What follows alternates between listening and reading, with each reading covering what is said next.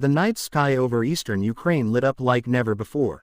Dozens of explosions echoed across the front lines as Ukraine unleashed a devastating wave of strikes on Russian positions. Drones buzzed through the darkness, guiding precision missiles to their targets with deadly accuracy. Within minutes, entire ammunition depots, fuel storage sites, and command centers went up in flames. This was not a random assault, it was a coordinated storm of fire and steel. Ukraine had been preparing for weeks, waiting for the perfect moment to strike. And when it came, Russia was caught completely off guard. At exactly 2:15 a.m., HIMARS rockets and long-range drones began hammering Russian logistics hubs deep behind the front. Satellite images later showed massive craters where once stood armored vehicle columns and supply trucks. Explosions lit up the night from Kherson to Donetsk, painting the horizon in fiery orange. Ukrainian special forces confirmed each hit in real time, sending back live coordinates for follow-up strikes. Within hours, Russia's frontline communications began to collapse. Fuel convoys were destroyed, artillery shells stopped moving, and panic spread among commanders who suddenly found themselves blind and cut off.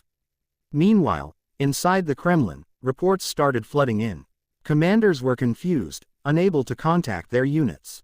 Videos of burning Russian bases flooded social media within minutes, showing a scale of destruction not seen in months.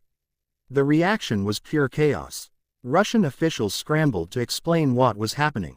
Putin, according to several sources, was furious, demanding immediate retaliation while his generals struggled to even locate where the attacks were coming from.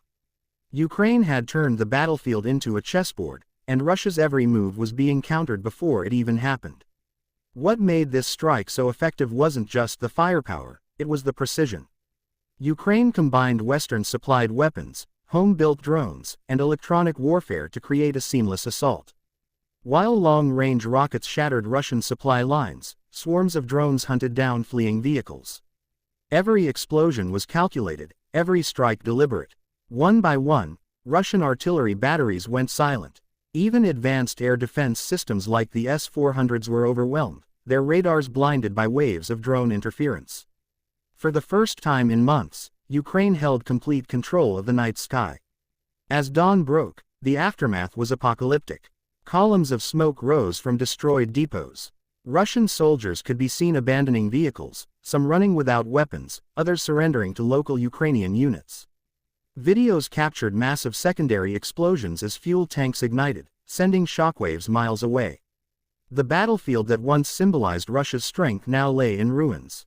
It was a humiliating blow, not just militarily, but psychologically. The message was clear: Ukraine could strike anywhere, anytime, and there was nothing Russia could do to stop it. By midday, panic had reached Moscow. Emergency meetings were called. Intelligence briefings warned of more Ukrainian strikes on key targets in Crimea and occupied territories. Russian state media tried to downplay the situation, calling it minor damage, but satellite data told another story: dozens of sites destroyed in a single night. Analysts described it as one of the most precise and devastating operations of the entire war. Ukraine had not only crippled Russia's logistics but shattered its illusion of control. As the fires burned into the evening, Ukrainian soldiers on the ground cheered. They had watched the sky rain destruction on the very enemy that once seemed unstoppable. For them, it wasn't just revenge, it was proof that the tide had turned. The world saw a new chapter unfold. Ukraine striking with confidence, power, and precision, while Russia scrambled in disarray. The message echoed across every headline. Ukraine had rained hell on Russia, and Putin was left grasping for answers in a storm of his own making.